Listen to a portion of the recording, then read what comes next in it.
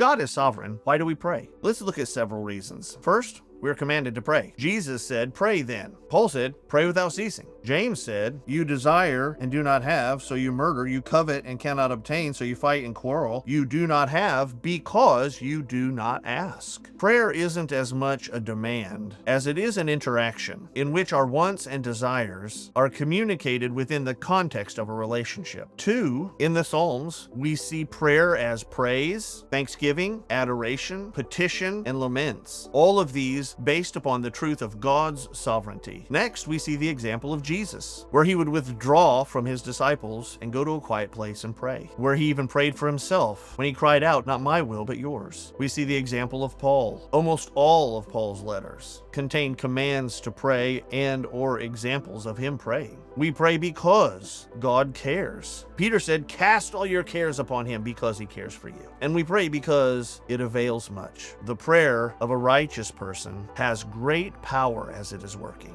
When we ask the question, if God is sovereign, why do we pray? We really ought to be asking ourselves, why don't we pray? God is sovereign, and we pray because we can pray.